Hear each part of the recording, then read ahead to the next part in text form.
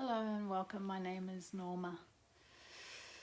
I am a teacher of Chakra Evolution Yoga, but I wanted to have a chat about de-stressing and how that's relative to what the causal of stress is, and the crystals that you can work with, and the Yoga Asana that you can incorporate in your life daily, which doesn't take it takes about 5 to 7 minutes to actually incorporate.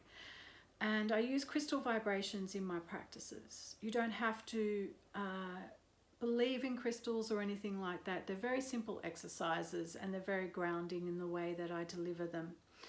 So I keep it simple so that you come into your own interpretation of what that crystal means to you, and I hold the sincerity of space in order for you to have a feel through what you feel, instead of giving me giving you the information about what they represent, because everybody is unique in their experience. Although they have a universal meaning and truth to them, it's best, a lot of people, like, you've been through education and you've been fed lots of information and philosophies and opinions and ideas, so you want to really come into the self that is your true self. So I don't give too much philosophy or information to people. I am a rebel myself, but at the moment we're going through a period of letting go of that rebel and letting go of control, and knowing that we are collapsing into our root chakra or our base chakra in terms of survival, okay? Whether it affects you or not, I mean, you just can't deny that everybody is going through some kind of transition or transformation. So the resistance in holding on and not letting go increases the potential of stress and anxiety, okay? And some people tend to, the way that they strategically position themselves is to look at one ideology or opinion that detaches them from their body, okay? We don't want to detach from our body, we want to come into our body. The reason why we come into our body is so that we can make wise choices out of feeling and how we feel, rather than what we're thinking or perceiving. Because perception in itself can also be distorted, and our minds are automatically being controlled in one way or another, okay? So our bodies and our hearts can never be interfered with or taken over, kind of thing. So the letting go is not necessarily handing something over, it's more about coming in, okay?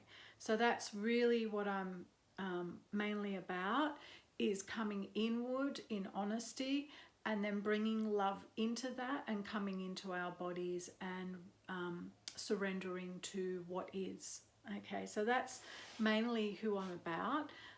So the way that I find peace is to actually come in truth first, my truth. It could be the truth of the mind, it could be the truth of the heart, it could be anything that you're experiencing, and then bring that into the heart with love, okay? It's really simple. People make it too complicated, okay? It's not that we don't need intelligence, there is divine intelligence there, but when it comes to healing, it's very simple, okay? So what I wanted to talk about, I will pull the camera back in a moment and show you a Yoga Asana and a de-stressing exercise. But I wanted to share something from Nicolia Christie's book, Contemporary Spirituality for an Evolving World. And what does evolution mean? It means great change, okay? So I wanted to talk about the 7th light arrow is impeccability, okay? Impeccability is when our conduct, our presence, and our actions are expressed in the highest possible way. And I don't mean that in high as in self-importance. It constitutes a crystal clarity and purity in the relationship we have with ourselves, with others and the world. Okay, so it has very distinct qualities to it, and those qualities are deeply sincere. So sincerity comes from the heart. So our presence is felt, and you know whether someone's being sincere or not. You can read it in their face and their expression and the way that they hold active listening, and whether they're involving all of themselves to be present. Okay. Responsible is showing up. Responsible is taking accountability for what we are doing in the world, what our actions are involving. Responsible is taking ownership, that not everything is about everybody else. It's always comes back to the self. Okay. And then awareness, and with the de-stress exercise, I will be bringing in black onyx, and that is a crystal of self-awareness. And mindfulness, mindful, a 360 degree of our perception of the world, not just one way. So what you're perceiving in others may not always be the truth.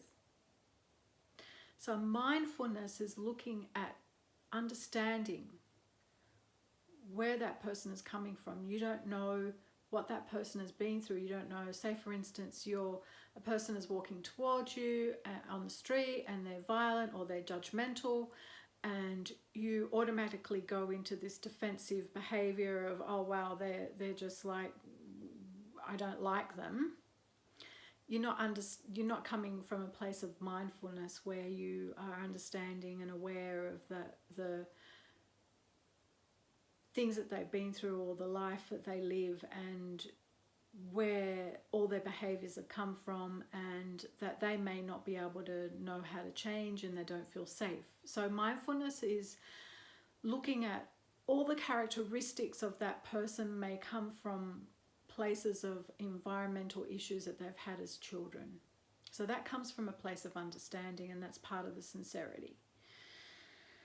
So the other part that I like to point out is that a lot of people mistaken impeccability with perfectionism. And so we are left, when we're impeccable, we are left with a deep sense of satisfaction when we aspire to impeccability. Whereas perfectionism often leaves us with a sense of being unfulfilled and unsatisfied. Why? Why would that do that? Perfectionism can be a hard task master, whereas impeccability is a wonderful joy. Okay. Perfectionism actually sets high standards of ourselves. Okay, sorry, like high standard of myself, like my eye, I got dark rings on it, and I'm not really showing very good vibration, while the camera is not really picking up the color of my eyes that are bright because of the lighting of the camera. And I could look here and assess that situation and expect myself to be perfect, and then have high expectations of myself and go into this low self-worth, that because my eyes are not showing perfect on the camera. Yeah. An example, like a lot of people who have stress about showing themselves and being honest and expressing that to the world, and they're shy. I've been through all that myself. Like I do that sometimes, like, oh, like, yeah. So that's perfectionism, and that's a sets our standards really high, and then it puts stress in our body and our nervous system, and we go straight into failure and low self-worth. And you can hide the fact that, no, I'm just a high achiever. I like to achieve. But what happens is that the nervous system starts to collapse on itself. And when, you know, especially now what we're going through of losing our jobs, and, you know, we're losing all those control mechanisms in terms of wanting to achieve great expectations of richness and wealth and success. Our success has been redone and recalibrated and put onto the table, and the cloth is literally ripped out from underneath us. So if that's not enough to inform you that all that is collapsing, then we really need to look into our sense of impeccability and walking our talk.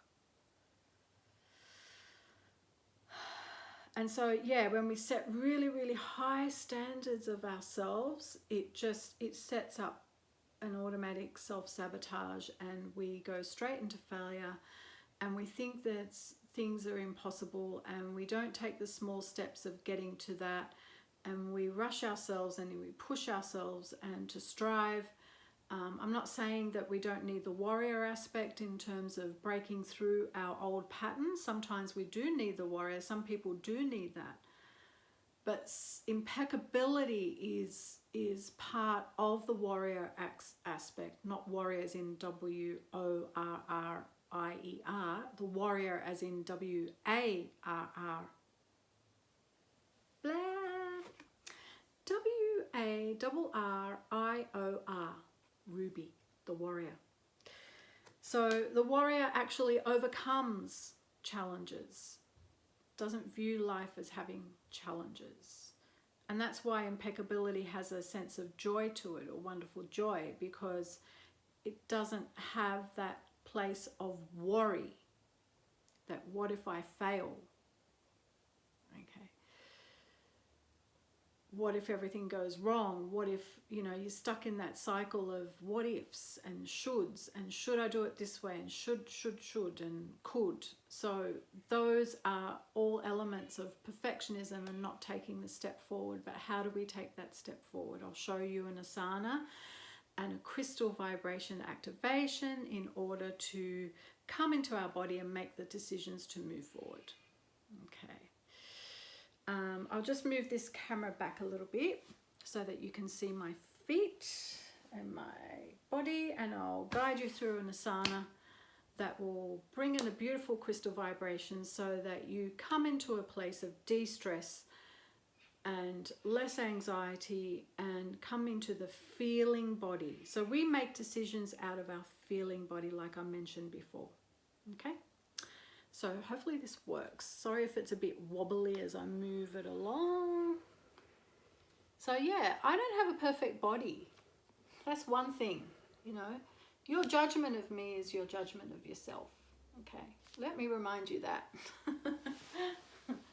So I'm just going to see, I just need to bring the camera down a little bit more so that you can...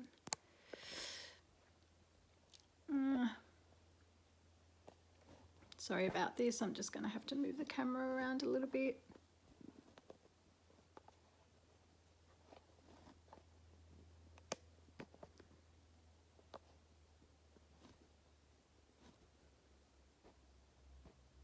There we go.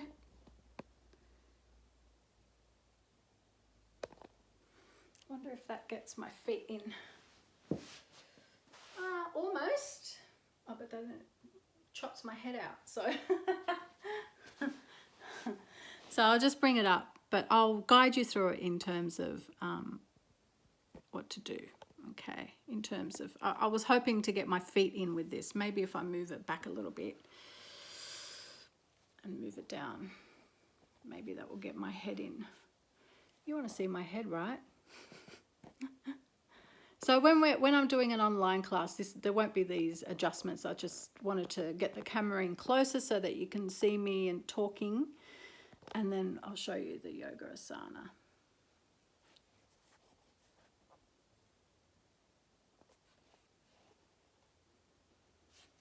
Let me see if that will work. Yeah, there it is.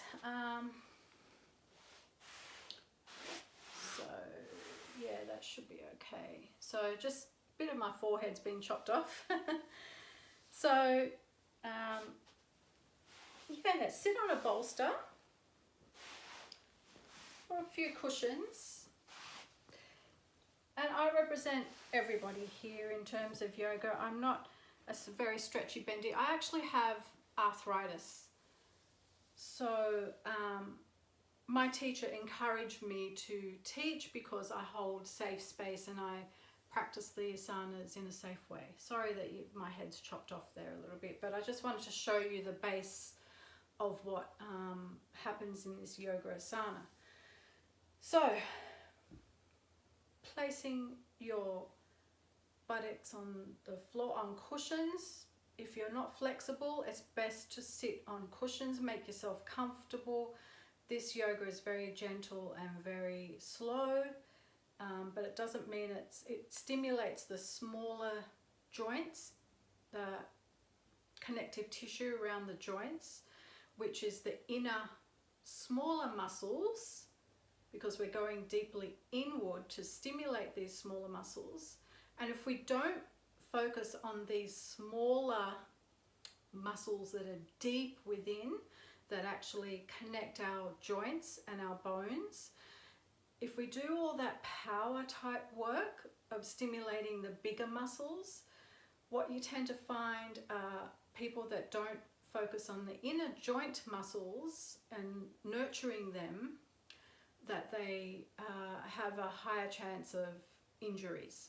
Okay, you find football players always have knee replacements. Not always, but yeah, it's very common for football players to have knee injuries and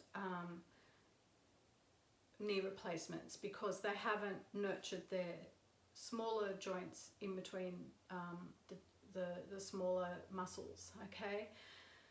And the other part of this yoga is that it's very de-stressing, and it also helps with anxiety, and because we use a lot of deep breath and we use a beautiful white light meditation at the beginning of the yoga class, and we explore the way that we just hold ourselves in honesty. You know, you don't have to go deep right away, but it's going to, we're there as support for you, you know, if something comes up in the class for you. What our main core philosophy is that you just be honest about how you're feeling, okay? And you don't have to be, you know, show to us how you're feeling, or you don't have to go into process or anything like that. It's just we are able to hold you in that if anything arises for you, okay? So Baddha Konasana is the yoga asana that grounds us into our body and brings us down into our base chakra, okay? And my base chakra was actually my weakest chakra because of trauma that I went through, and my first 7 years of my life was not, my parents didn't know any different, and they were just very busy with their lives and working and things like that. So my base chakra was affected, and I was also a premature baby, and I went through so I was a premature baby. I was separated from my mum. So all that base chakra concept of survival for me and stability and security was affected, and it's always, the base chakra is always about the first 7 years of life. So I have to, I must, and with impeccability, do Baddha Konasana basically every day, and it's helped me a great deal.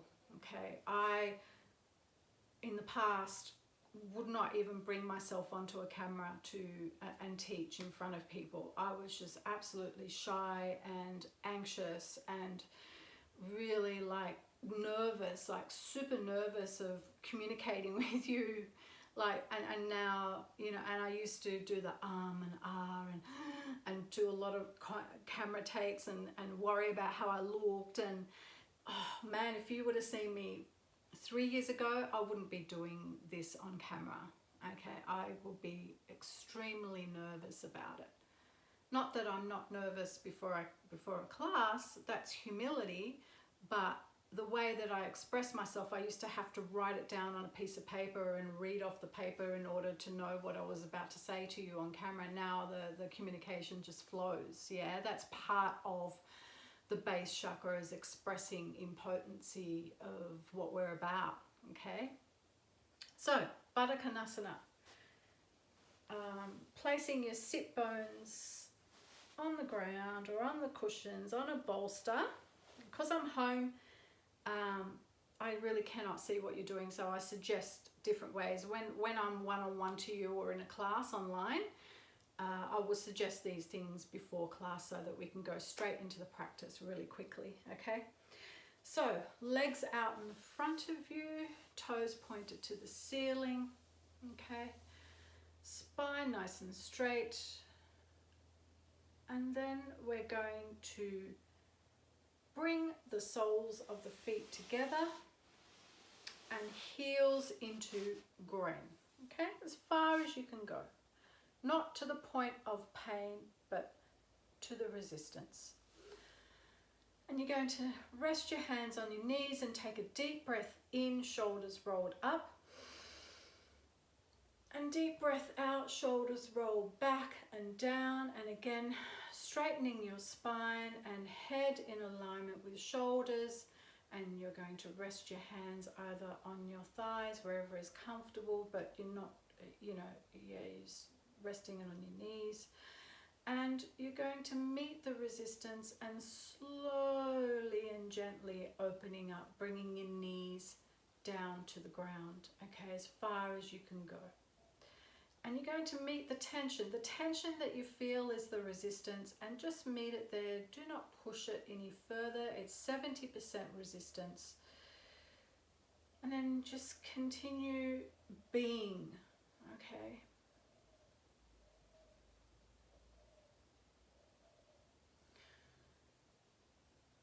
And if you feel like that you feel unsafe here, in between your knees and the ground, and it just feels really empty, and you feel like that you're wobbly and frightened or scared, or that your body is just going into this nervous tension, you can grab some pillows. This is why I have lots of pillows around me underneath your knees like that, okay? You can also use blocks, okay? You can also use blocks underneath if you're very flexible. Okay, you can use blocks underneath or cushions. I like to use cushions because it's softer and gentle for me, and because my nervous system needs to be nurtured. And whatever comes up, arises, just be with it. Be with presence. It's being, okay? So one of the crystal trinity that I'm going to use in terms of this asana is a being trinity. It's really beautiful trinity for de-stressing, but also coming into your body so that you remain in your body and that you remain grounded. So again, taking a deep breath in and exhale out. And you're going to imagine placing a black onyx vibration on your left shoulder and a black tourmaline vibration on your right shoulder and a Herkimer diamond crystal on your solar plexus. Okay. And you're going to imagine the crystals filling up your body as you're taking a deep breaths in and out, filling up all your body, all around you, all down to the base, okay, through the legs. And the black tourmaline is the crystal that is the most protective crystals of our mineral and crystal kingdom. And black onyx is a grounding crystal of self-awareness, like we mentioned in impeccability is awareness. And Herkimer diamond is being. So impeccability is also about being sincere, being in the present moment, being fully aware and conscious. Okay, so, and it's also another beautiful crystal of de-stressing. Okay, and then you're going to, once you feel full with all these crystal vibrations running through your system, you can bring your knees in gently, placing your hands underneath your knees and bringing your knees in gently towards the center and placing the soles of the feet to the ground. And you're going to take a deep breath in again and then release the energy down to the earth as you take a deep breath out and give yourself a beautiful hug.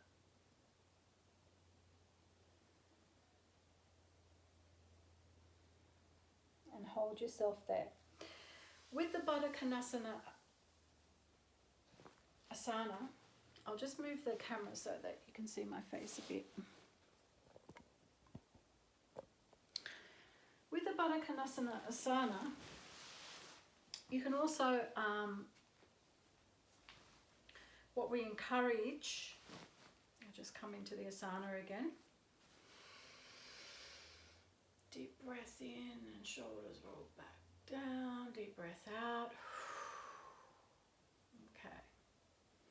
So you sit in this asana for a few minutes like this, and then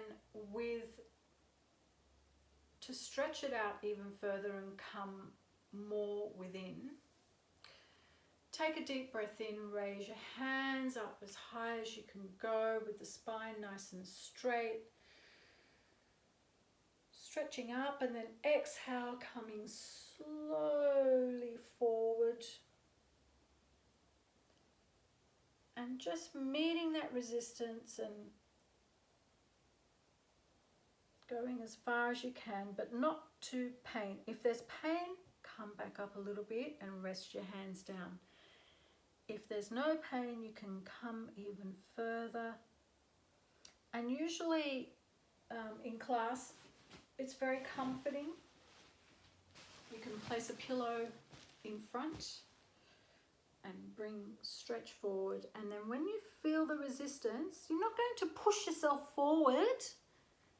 You're just going to relax in and drop your arms down and drop your shoulders down and drop your head down. And you're just going to be here for 5 to 7 minutes. You find that you get a nice deep stretch without pushing and pulling at your nervous system, and it stimulates those little muscles in your body. Making sure you take deep breaths. The breath is really important in de-stressing as you're sitting in this asana. And what you'll find is that you'll notice the tensions in your body, and your body starts to adjust. Your shoulders start to melt in. You start to sink in, and bringing your awareness again down to the root or the base. And the mantra for Muladhara chakra, or the base chakra, is Lam. Lam. Deepak Chopra has a beautiful meditation of the sounds of each chakra. So also on my playlist there's a beautiful Lam sound mantra. So it's Lam.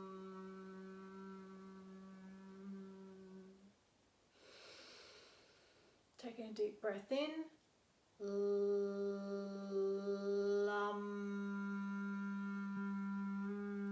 And breathing out as you do the M. That's it. So, thank you for joining. Yeah, I made a few camera adjustments. My apologies to that, but at home by myself. No interaction with other people. So Thank you very much for joining. Bye.